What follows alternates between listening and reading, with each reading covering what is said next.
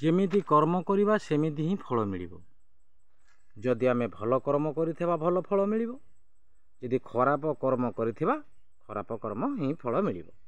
ଯଦି ମନ ଭିତରେ କିଛି ଖରାପ ଚିନ୍ତାଧାରା ରଖେ ତାହେଲେ ସେଇ ଖରାପ ଚିନ୍ତାଧାରାର ଫଳ କର୍ମ ଫଳ ମିଳେ। ଆଉ ଯଦି ଭଲ ଚିନ୍ତାଧାରା କରିଥିବା ଭଲ ଚିନ୍ତାଧାରାର ଫଳ ମିଳେ। ଗୋଟିଏ ଗାଁରେ ଅତ୍ୟନ୍ତ ନିରୀହ ଗରିବ ଲୋକଟିଏ ଥାଏ। ତା ପାର୍ଶ୍ୱ ଆସରେ ଯେତେ ଲୋକ ଥାନ୍ତି ସେମାନେ ମଧ୍ୟ ଗରିବ। ସେ ଗରିବ ଲୋକର ଏକମାତ୍ର ରୋଜଗାର ପନ୍ଥ ହେଲା ତାର ଏକମାତ୍ର ଏକମାତ୍ର ଗାଈ। ତାର ରୋଜଗାର ପନ୍ଥ ହେଲା ସେ ଏକମାତ୍ର ଗୋଟିକ ଗାଈ। ସେ ଯେଉଁ କ୍ଷୀର ଉପାଦାନ କରେ ନା ସେଥିରେ କ'ଣ ହୋଇ ତାର ଯାହା କ୍ଷୀରରୁ ସାମଗ୍ରୀ ବାହାରେ, ଘିଅ, ଲହୁଣୀ, ଛେନା ଯାହା ସେ ଆଦାୟ କରେ, ସେ ବଡ଼ ସହରକୁ ଯାଇକି ବଜାରକୁ ନେଇକି ବଡ଼ ବଡ଼ ଦୋକାନ ମାନଙ୍କରେ ବିକ୍ରି କରେ। ସଦାବେଳେ ନେଇକି ବଜାରରେ ବିକ୍ରି କରେ।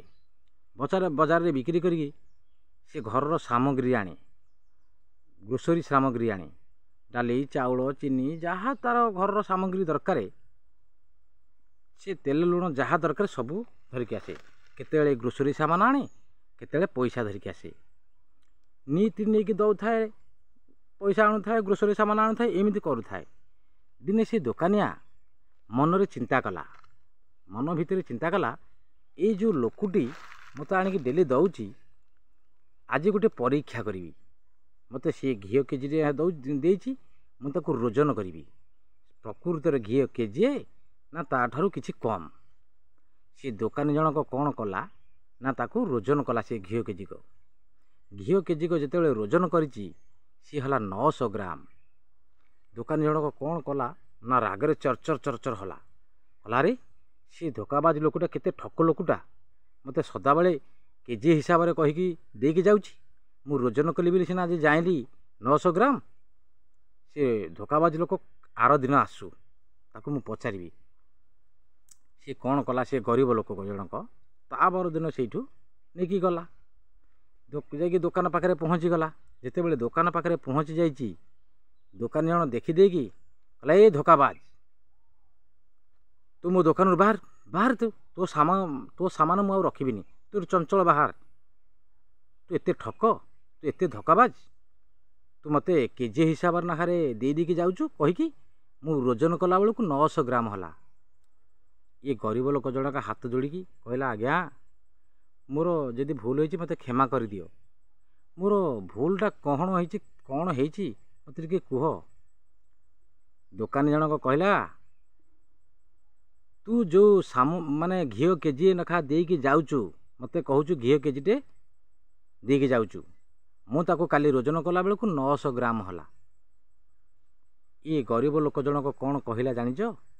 କହିଲା, ଆଜ୍ଞା, ଆପଣଙ୍କଠୁ ଯେଉଁ ଗ୍ରୋସରୀ ସାମାନ ମୁଁ କିଣିକି ସାମଗ୍ରୀ ନେଉଛି ଘରକୁ, ମୋର ଚିନି, ଚାଉଳ, ଡାଲି ଯାହା ଭଲ ମନ୍ଦ ମୁଁ ନେଉଛି, ମୁଁ ଆପଣଙ୍କର ଚିନି କେଜିକ ଗୋଟେ ନିକିତି ପାଲର ପାଶରେ ରଖୁଛି, ମୋ ଘିଅ କିଲୋକୁ ଆଉ ଗୋଟେ ପାଶରେ ରଖୁଛି।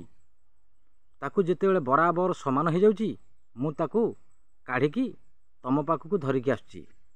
ମୋର ଆଜ୍ଞା ଭୁଲ କେଉଁଠି ରହିଲା? ମୋର ଯେତେ ଆଶପାଶରେ ଲୋକ ଅଛନ୍ତି ସବୁ ଗରିବ ଲୋକ, ମୋଠୁ ଆହୁରି ଅତ୍ୟନ୍ତ ଗରିବ ଲୋକ। ଆମ ପାଖରେ କୌଣସି ଓଜନ କରିବା ସାମଗ୍ରୀ ନାହିଁ। ତେଣୁକରି ଆପଣ ଯେଉଁ ଦେଉଛନ୍ତି ଗ୍ରୋସରୀର ଚିନି, ଚାଉଳ କେଜିଏ ଲେଖା ଓଜନ କରିକି, ମୁଁ ସେଇଥିରେ ହିଁ ଓଜନ କରିକି 2 ପାଶ କରିକି ଧରିକି ଆଉଛି। ଯଦି ସମାନ ହେଲା ତାହେଲେ ଆପଣଙ୍କୁ ଆଣିକି ଦେଉଛି। ମୋର କେଉଁଠି ଭୁଲ ରହିଲା? ଯେମିତି କର୍ମ କରିଥିବାରୁ ସେମିତି ହିଁ ଫଳ ମିଳିଲା। ଦୋକାନୀର ସଦାବେଳେ ପାପ ଚିନ୍ତାଧାରା, ଖରାପ ଚିନ୍ତାଧାରା, ସେ ଖରାପ ଚିନ୍ତାଧାରା ତାରି ପାଖକୁ ଦିନେ ବୁଲି ହିଁ ପହଞ୍ଚିବ। ଏବେ ଦୋକାନୀ ପାଖରେ ପହଞ୍ଚିଲା ନା ନାହିଁ, ତାର ଖରାପ ଚିନ୍ତାଧାରାରୁ ଖରାପ କର୍ମର ଫଳ ମିଳେ ତାକୁ।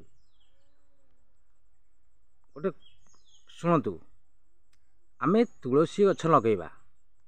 ଗୋଟେ ତୁଳସୀ ଗଛ ଆମେ ଯଦି ବାଇରେ ଲଗାଇଲେ, ସେଥିରେ କେବେ ହେଲେ ବିଛୁଆତି ହେବ? ସେ ବିଛୁଆତି ହେବ କେବେ ହେଲେ? ସିଏ ହିଁ ତୁଳସୀ ହେବ। ଆଉ ଯଦି ବିଛୁଆତି ମଞ୍ଜି ପୋତିଥିବା, ସେ କେବେ ହେଲେ ତୁଳସୀ ହେବ? ସିଏ ହିଁ ବିଛୁଆତି ହେବ। ସେଇଭଳିଆ ଆଖି ଦେଖିଲା, ପାଦ ଚାଲିଲା, ଆଖି ଦେଖିଲା ପାଦ ଚାଲିଲା, ହାତ ତୋଳିଲା ପାଟି ଖାଇଲା। ହାତ ତୋଳିଲା ପାଟି ଖାଇଲା, ପେଟ ରଖିଲା ମାଳି ଦେଖିଲା, ପିଠିରେ ପାହାର ବସିଲା।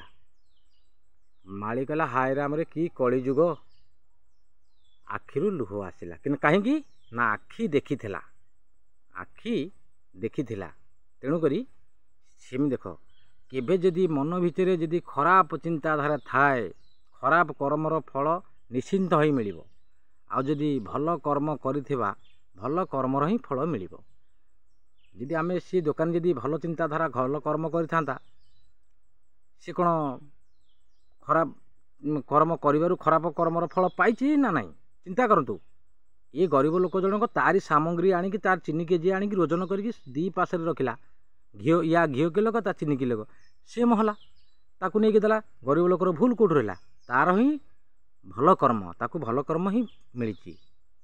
ଭାଇ ଏ ଛୋଟିଆ ଭିଡ଼ିଓଟି ସିନା ନିଜେ ହୃଦୟଙ୍ଗମ କର। ଖରାପ କର୍ମର ଫଳ ନିଶ୍ଚିନ୍ତ ହିଁ ବୁଲି ବୁଲିକି ଆପଣମାନଙ୍କ ପାଖରେ ପହଞ୍ଚିବ ଯଦି ଖରାପ ଚିନ୍ତା କରୁଥିବେ। ଆଉ ଯଦି ଆପଣମାନେ ଭଲ ଚିନ୍ତାଧାରା କରୁଥିବେ, କେବେ ଖରାପ ଫଳ ମିଳିବନି, ଭଲ ଫଳ ହିଁ ମିଳିବ। ଦେଖନ୍ତୁ ଭିଡ଼ିଓଟିକି ଦେଖିକି, ଛୋଟ ଭିଡ଼ିଓଟିଏ, ବେଶୀ ବଡ଼ ଭିଡ଼ିଓ ନୁହେଁ। ଚିନ୍ତା କରନ୍ତୁ, ହୃଦୟଙ୍ଗମ କରନ୍ତୁ। ହୃଦୟ ପ୍ଲସ୍ ମାନେ ହୃଦୟରେ ରଖ, ଦେଖ, ଚିନ୍ତା କର। ଜିନିଷଟାକୁ ଦେଖିକି ଚିନ୍ତା କର କେମିତିଆ କର୍ମର ଫଳ ମିଳେ। ଦୋକାନୀ ସେତିକି ଖରାପ କର୍ମର କଲା ବୋଲି ତାକୁ ଖରାପ କର୍ମର ଫଳ ମିଳିଲା। ଆମେ ତ ବିଛୁଆତି ତୁଳସୀ ବଣରେ ତୁଳସୀ ଆମେ ବାଇରେ ଲଗାଇବା, ବିଛୁଆତି କାହିଁ ଫଳିବ? ସେ ହିଁ ତୁଳସୀ ହେବ। ଆଉ ତୁଳସୀ ମଞ୍ଜି ଯଦି ବିଛୁଆତି ମଞ୍ଜିଟା ଆମେ ପୋତିଥିବା, କେବେ ହେଲେ ସିଏ ଇଏ ହେବ? ସେଇଭଳିଆ ଖରାପ କର୍ମ କରନି, ଖରାପ କର୍ମର ଫଳ ପାନି। ଭଲ କର୍ମ କର, ଭଲ ଫଳ ପା।